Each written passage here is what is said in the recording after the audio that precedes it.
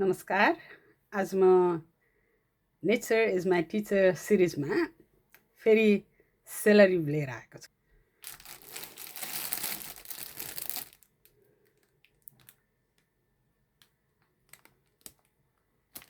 अब यो सेलरी भयो।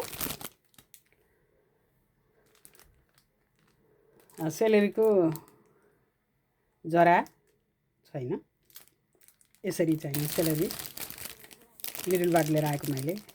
अब पहिला पनि मैले धेरै सेलरीहरू लिएर आइसकेँ। त्यसमा चाहिँ नि अर्को एउटा सेलरी यसरी पानीमा सानो थियो, पानीमा राख्दाखेरि यो मऱ्यो भनेर फालिदिन्छु भनेको, तर पछि फेरि पात पलाए।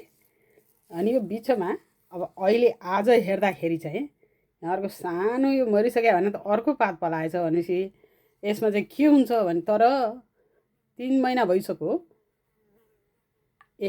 आज जरा पनि आएछ। जरा छैन भनेर मैले चाहिँ अब जरासरा आएन फालिदिन्छु भनेको त यहाँ आज जरा देखेँ। अब हेरौँ है त यो के हुँदो रहेछ। बाफ्रे, 3 महिनापछि अचम्म। मरिसक्यो भनेर फालेको थिएँ, तै पनि फाल्न मन लागेन। भरे ज्वरो आएछ। ज्वरो होइन, जरा। त्यस्तै गरेर अर्को एउटा थियो, यति ठुलो जरा लास्ट टाइम मैले देखाएको, तर त्यो चाहिँ हिटको कारणले मऱ्यो। अर्को अलि साधारण मिडियम साइजको रुट आएको चाहिँ, यसको रुट चाहिँ नै यस्तो छ, तर यो बाँची नै रह्यो है। मिडियम साइजको त्यो जुन जरा छ त्यो हिटमा यो बाँच्नु सफल भयो। तर बाँच्ने मात्रै होइन, यसमा चाहिँ नि यति राम्रोसँग चाहिँ नि यसरी फुल लागेको छ। जस्तो ल हेर्नु त यहाँ, ल यत्रो भएर यसरी चाहिँ नि यसरी फुल्न थालेको छ भने उही पसलबाट ल्याएको सेलरी सबै यस्तै हो। अब यसमा चाहिँ नि यो मरिसक्यो भनेको आज ज्वरो आइरहेको छ। के भयो यो 3 महिनासम्म जरा आएन। भित्र हेर्नुहोस् त, मरिसकेको थियो, मऱ्यो भनेर फाल्यो, अर्को नयाँ पालुवा आएछ। अनि यहाँनिर सानो जरा आएको छ भने यसबाट के देखिन्छ त भन्दा, नेचरमा कुनै पनि कुरा हामीले प्रेडिक्ट गर्न सक्दैनौँ। कहिले कस्तो हुन्छ, कुन बेला के भनेर। अब यो बिरुवाबाट मैले के सिक्दैछु भने, कुनै कुरा यो मरिसक्यो यो बिरुवा भनेको यसरी फुलेर आएको छ भने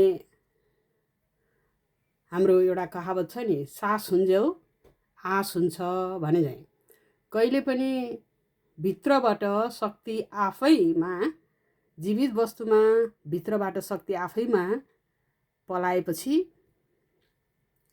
कुनै पनि बेला त्यो मौलाउन सक्छ, फस्टाउन सक्छ भन्ने कुरा चाहिँ यसले सिकाउँछ। आजको भिडियोले मैले के देखाउन खोजेको भने, आफूभित्रको अन्तर्निहित शक्तिलाई जहिले पनि आफूले उजागर गर्नुपर्छ। बाहिरको वातावरण त एकदम भयावह छ। म बार भन्ने गर्छु, हामी आमाको पेटबाट पानीभित्र बसेको हामी, नाभिबाट सबै खानेकुरा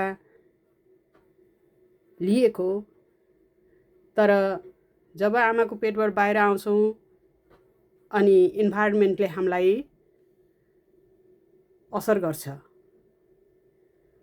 त्यो नौलो चेन्जिङ इन्भाइरोमेन्ट, चेन्जिङ परिस्थितिमा हाम्रो बडीले एड्याप्ट गर्नै पर्छ। त्यस्तै गरेर अब अहिले विज्ञानको विकासले गर्दा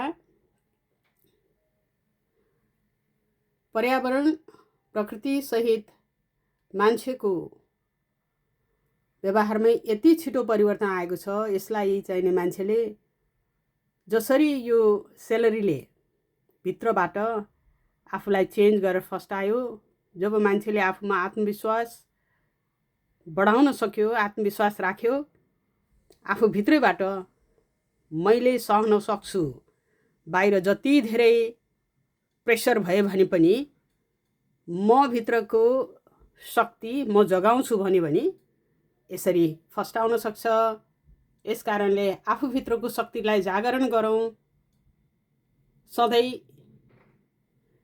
उत्साहित रहौँ, बाँच्न पाएकोमा आनन्दित हौँ र आफूलाई सधैँ अगाडि बढाइरहौँ। यही भन्दै शुभकामना सबैमा। नमस्कार।